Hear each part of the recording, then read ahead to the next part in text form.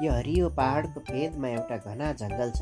त्यो घना जङ्गलभित्र विभिन्न जनावरहरू बस्छन्। उनीहरूले एक दिन मिलेर हाजिर जवाफ प्रतियोगिता आयोजना गरे, जसको नाम राखे जङ्गल कप हाजिर जवाफ प्रतियोगिता। जनावरहरू मिलेर आयोजना गरेको यस कार्यक्रमभित्र हामी पनि हेर्न जाउँ है त साथीहरू। यो कार्यक्रममा प्रश्न सोध्ने काम गरेका छन् जङ्गलका राजा सिंहले।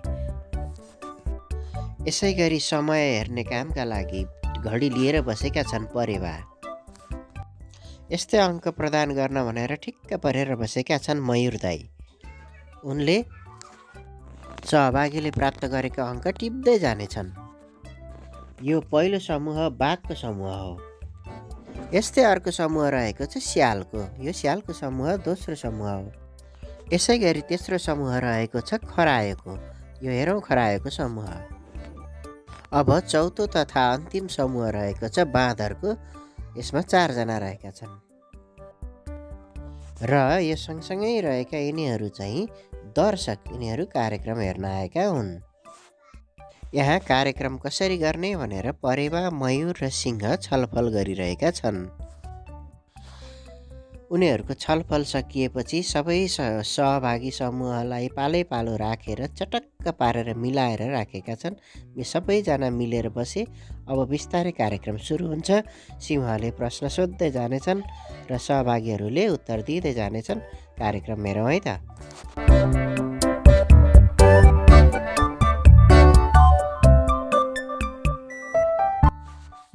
जङ्गलका राजा सिंह आजको कार्यक्रमको प्रश्नकर्ता पनि हुन्।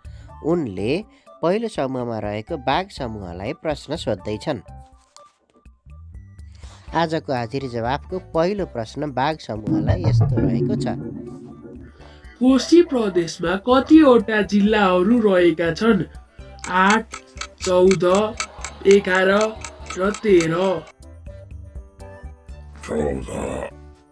बाघ समूहले दिएको उत्तर के हुन्छ हेरौँ है त। बाघ समूहले पहिलो प्रश्नको उत्तर मिलाएको छ। अब मयूर दाईले बाघ समूह अर्थात् समूह एलाई अङ्क दिनेछन्। सिंहले अबको प्रश्न स्याल समूहलाई सोध्नेछन्। मध्य प्रदेशमा कतिवटा जिल्लाहरू रहेका छन्? 14, 13, 11, 8।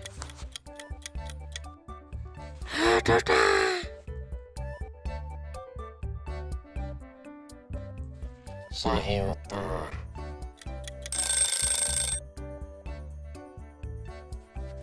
समूह ए र बीले एक अङ्क प्राप्त गरिसकेका छन्।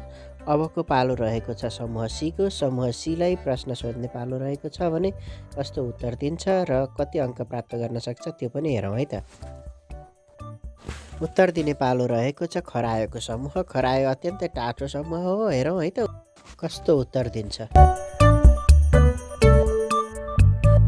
सगरमाथाको उचाइ कति रहेको छ? 8848, 8586, 8890, 8848.8 छ।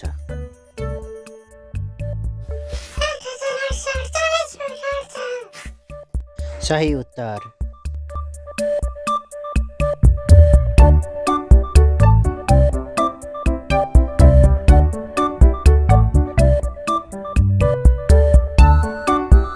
खरायोको समूहले पनि 1 अङ्क प्राप्त गरेको छ।